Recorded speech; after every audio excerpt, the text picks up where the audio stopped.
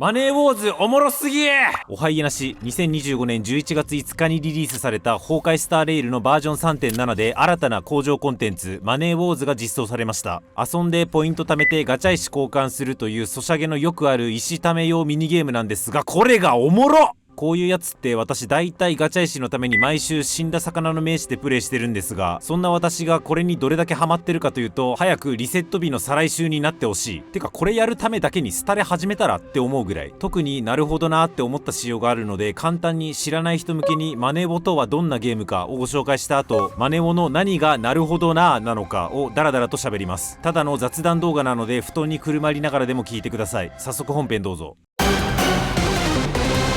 家なしララチャンネル。なるほどなぁと思ったとこだけ言ってもやったことない人ちんぷんかんぷんだと思うので、ざっくりなんですけど、マネーウォーズとはを少しだけ一言で言うと、オートチェス系のゲームです。オートチェス系のゲームが知らねえよって思うかもですが、これは2019年のゲームドータオートチェスと似たジャンルのゲームのことを指していて、最初に考えてコマを配置して、あとは自動でコマを動かして行く末を見守るっていう感じのゲームです。ここからコマ配置、キャラ配置ですね。キャラ配置の部分を入り口にしてちょっと細かい流れご紹介するんですけど、まずショップからお金払ってキャラを雇い、前列4人後列6人の最大10人を配置します。キャラにはレアリティが設けられていて、低レアの灰から最高レアの金まで5段階、レアリティが1段階違うだけで結構強さに差があります。キャラのレアリティごとにショップに並ぶ確率が定められていて、序盤は金キャラ絶対出ないんですけれども、編成全体で定められているレベルを上げることで徐々に高レアのキャラが出る確率が上がっていきます。またレアリティとは別に各キャラは同一キャラを重ね合わせて強化することができて、具体的には全キャラ最初は星1扱い、その星1の同一キャラを3人集めると星2のキャラに進化し、星2のキャラを3体集めると星3のキャラになります。なので星3のキャラを作るには星1のキャラが計9体必要ということですね。レアリティと同じく星も非常に強さに直結する要素で、金の星3を作ろうものならそれだけでおおむねゲームが終わるぐらい強いです。各キャラは攻撃種類などでラベリングされていて、同じ属性のキャラを複数配置すると攻撃力が上がるなどのボーナスが発生します。プレイ開始時に今回は全体攻撃タイプのキャラがショップに出やすくなるとか、ショップに登場するキャラの傾向を選択できるので、その傾向を指針にしつつ今回どんな属性で編成するか考える感じですね。というわけで、より同じ属性のキャラを、より高レアリティのキャラをより重ね合わせて使うことを目指し、パーティー編成を進めていくのが基本方針になります。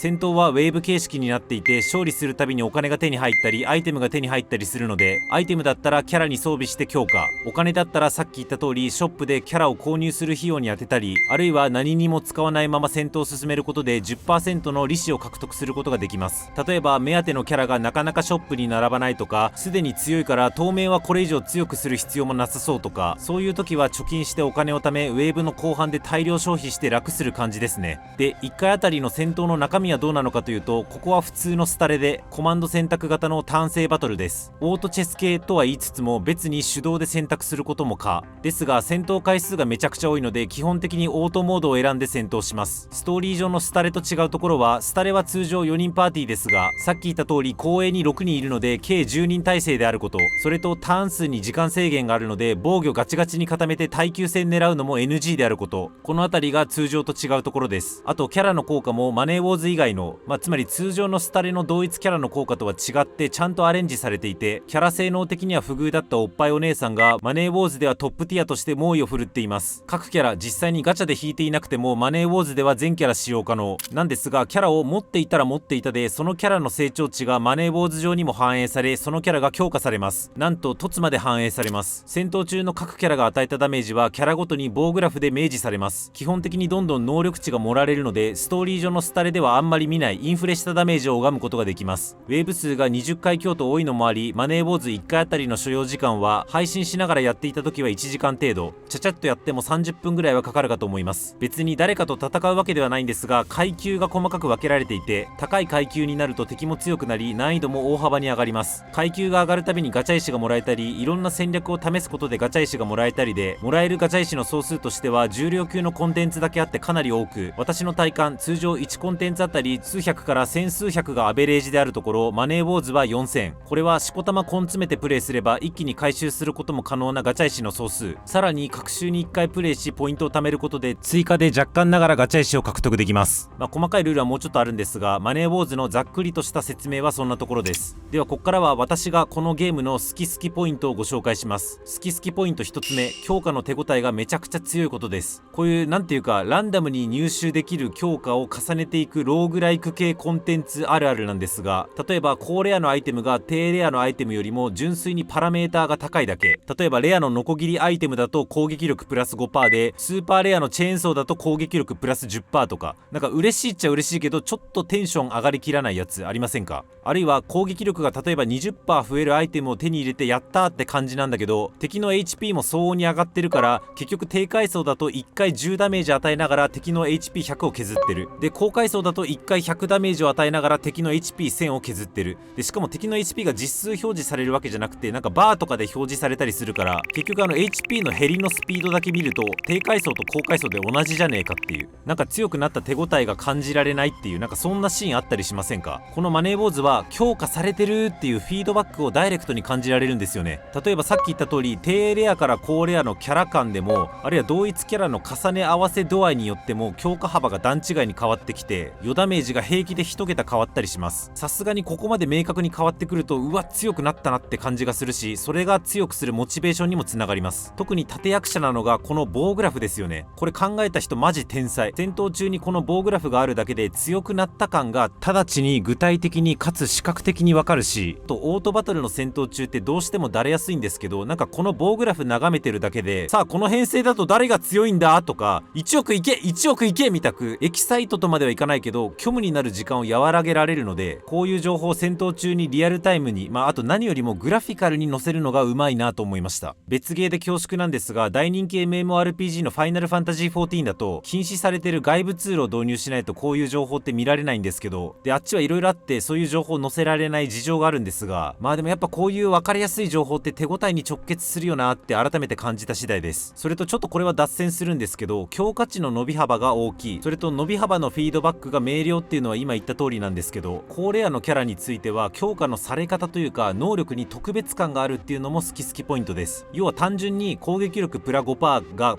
プラ 10% になるって感じじゃないってこと。さっき言った通り各キャラには銀河学者とか弱点撃破タイプとか属性が割り当てられてるんですが、この星5キャラだけそのキャラしか持ってない属性を持っています。別にその属性の効果ってキャラそのものの効果に内包しちゃえばわざわざ属性として切り出す必要ないはずなんですけど、システム上似た者集団を作って戦うゲームでわざわざこう唯一の属性として切り出されちゃうとなんか特別感あってさらに効果もなかなか特別で、例えば家なしの推しであるドスケベ占い師ブラックスワンであれば戦闘2回につき1回占いをしてくれて専用ウィンドウを開いて特別な強化を獲得できるとか、ベルトなら全キャラで唯一戦闘が強制終了する制限時間を伸ばせるとか、これはマネーウォーズに限らずスタレのバトル全般の好きポイントかも。単性コマンド選択バトルという誇りかぶったシステムだからこそ、そのシステムの中ではバグを恐れずできる限り破壊的なデザインをやってプレイヤーを驚かせようっていう気概を感じます。なんかトビー・フォックス作品に似てるこの感じ。最後はちょっと脱線しましたが、強化の手応えがある、これが1つ目の好きポイントです。2つ目、キャラ同士の連帯感をゲームに生かしている点です。同一属性を重ね合わせてボーナスを得るっていう思想自体はローグライクあるあるかなと思うんですけど、その属性のくくりをスタレの世界における陣営でくくってくると、なんかやっぱフレーバーに富んでて強いよねって感じ。非属性のキャラとかそういうので集めるより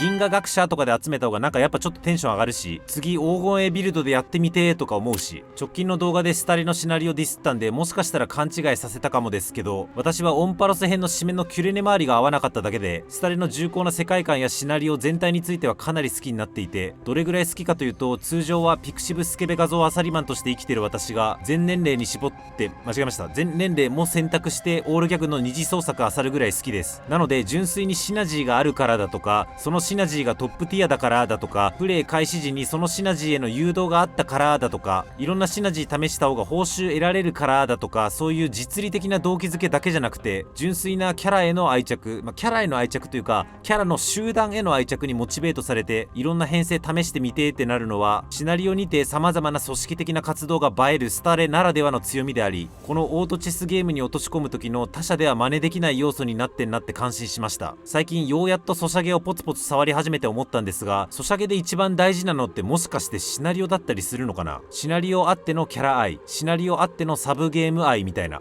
まだまだソシャゲ弱者なのでもうちょっと場数踏んで考えたいんですが、今のところそんな仮説を持ってます。また脱線しましたが、キャラ同士の連帯感をゲームに活かしている点、これが2点目の好きポイントでした。そして3点目、これが一番ほえーってなったんですが、所持状況によって強さが変わる点です。こういうメインキャラを持ってきて作るミニゲームってメインのキャラのステータスとは完全にステータスが切り離されていて、独自のパラメーターで固定されるのがほとんどだと思います。そのサブゲーム内のバランス調整もあるし、メインでキャラ持っていようがいまいが全キャラ使える、かつ持ってるキャラが強化されるっていうのをあんまり見たことなくてすごく新鮮でした。で、新鮮だけじゃなくてこの仕様すごいよくできてるなって思っていて、そうすると理論上人ごとに最適解が変わってくるはずなんですよね。通常だと誰々が強いけど、でも私はキャスちゃん貫突してるから他の人よりもキャスちゃん強いのでキャスちゃん出たら積極的に使っていくとか、こういうゲームってあと日本人がお国柄そうなりがちってよく聞くんですけど、どうしても最適解を追い求めちゃってそれ以外のキャラを使う人は非効率っていう烙印をされるじゃないですか。他人から烙印をされるとまではいかずとも、なんか非効率なルートを歩んでいるようなそこはかとない負い目というか、なんというか、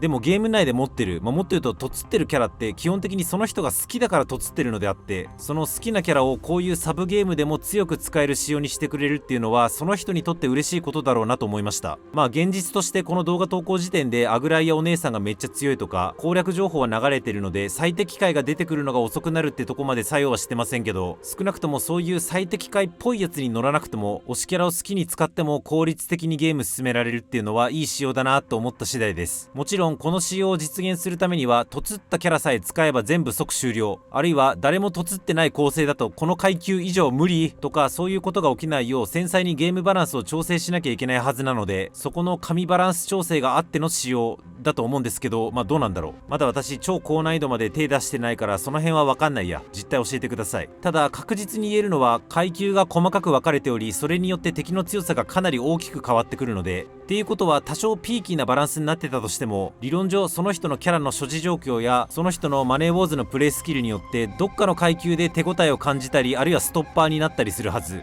ということは階級を細かく分けて、さらにその階級ごとの敵の強さを大きく変えるっていうこと自体がバランス調整不足に対するリスクヘッジにもなってるなと思いました。そういう意味でもうまいなって思いました。これゲームバランス調整にいかにも強化学習の AI 使ってそうですよね。そんなところかな。強化の手応えがある、キャラ同士の連帯感をゲームに活かしている、所持状況によって強さが変わる、というか好きなキャラを強く使える、この3点の好きポイントをご紹介しました。いや、このゲームマジで面白い。ゲームジャンル的にはよくあるローグライクでもあるので、金を貯めるのか先使うのかの戦略感とか、チョップ更新して強いキャラ引き当てた時のキチャーとか、キャラ重なって在庫一掃して超強化した時のうふわーってなる脳汁とか、そういうどこのゲームでも経験できる最低限の面白さはもちろんあるんですけど、そういう手垢がついたゲームジャンルにスタレらしさを加えることでこんな面白いゲームに仕上げられるんだってめっちゃ感動したので、全然そんなつもりなかったんですが動画にしちゃいました。本当は細かい好きポイントまだあるんですけど、私もまだそんなプレイし尽くしてないので、もうちょっと詰めてからいずれどっかの動画か配信で好き語りします。皆さんマネーウォーズ面白いですか？それとも長くて工場コンテンツとしてはしんどいって感じでしょうか？皆さんの感想をぜひコメントください。こんな感じで今後もスタレの面白を共有していきますので、よろしければチャンネル登録お願いします。動画化に至らない小ネタは X でポストします。こちらもフォロー何卒おついえなし。